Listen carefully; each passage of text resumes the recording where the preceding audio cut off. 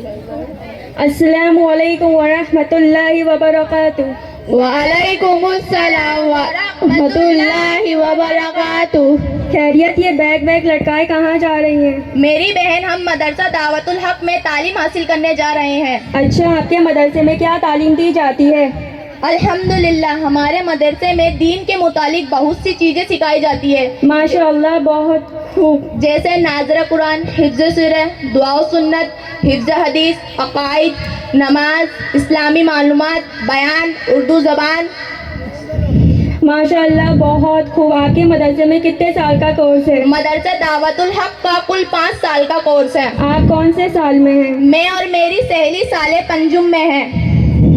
अच्छा, तो क्या मैं आपसे कुछ दीनी मालूमात हासिल कर सकती हूँ? जी क्यों नहीं, हमारा तो काम ही यही है, खुद दीन की बात सीखना और दूसरों को सिखाना।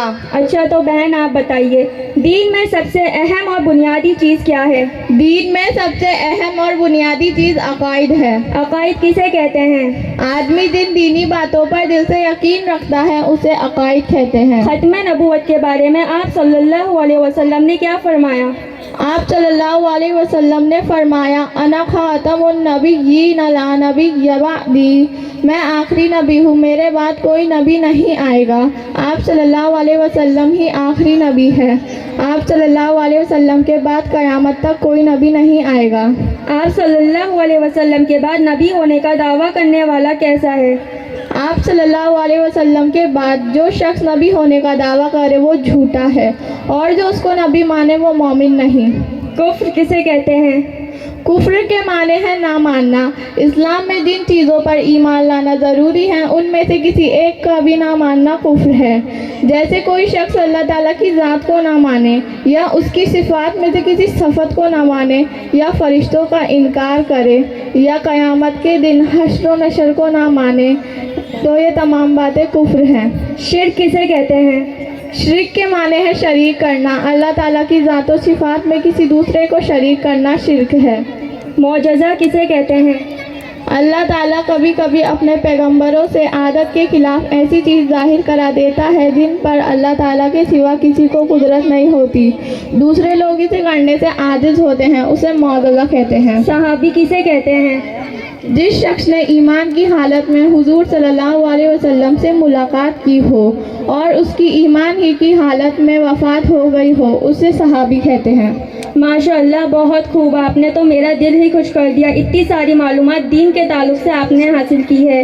अच्छा, तो बहन अब आप इल्म की अहमियत और फजीलत को बयान किए। नबी करीम सल्लल्लाहु अलैहि वसल्लम ने इरशाद फरमाया, तालिब इल्म को खुश आमदेद हो, फरिश्ते तालिब इल्म को घेर लेते हैं और उस पर अपने परों से साया करते हैं, फिर इस कसरत से आकर ऊपर तले जमा होते रहते हैं कि आसमान तक पहुंच जाते हैं, और वो इस इल्म की मोहब्बत की वजह से ऐसा करते हैं जिसको ये तालिब इल्म हासिल कर रहा है। नबी हुजूर सल्लल्लाहु अलैहि वसल्लम ने इरशाद फरमाया, तुम या तो आलिम बनो या तालिब इल्म बनो, या इल्म तवज्जो से सुनने वाले बनो, या इल्म और इल्म वालों से मोहब्बत करने वाले बनो। इन 4 के अलावा 5वीं किस्म के ना बनो, वरना हलाक हो जाओगे। ज़रा ये भी बताइए कि वो 5वीं किस्म क्या है?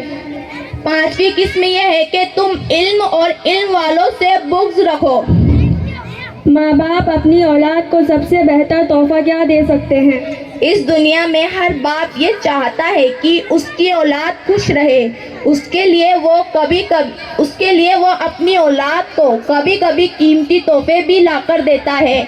हुजूर सल्लल्लाहु अलैहि वसल्लम ने बताया है कि बच्चे को उम्दा अखलाक सिखाना सबसे बेहतरीन तोहफा है, क्योंकि इसकी वजह से बच्चे की दुनिया भी बनती है और आखिरत भी। आप सल्लल्लाहु अलैहि वसल्लम ने फरमाया है, किसी बाप ने अपनी औलाद को अच्छे अदब से बेहतर कोई तोहफा नहीं दिया। अल्लाह ताला हम सब को इल्म और आले इल्म से मोहब्बत करने की तौफीक अता फरमाए। आमीन। अस्सलामु अलैकुम व रहमतुल्लाहि व बरकातुहू। व अलैकुम अस्सलाम व रहमतुल्लाहि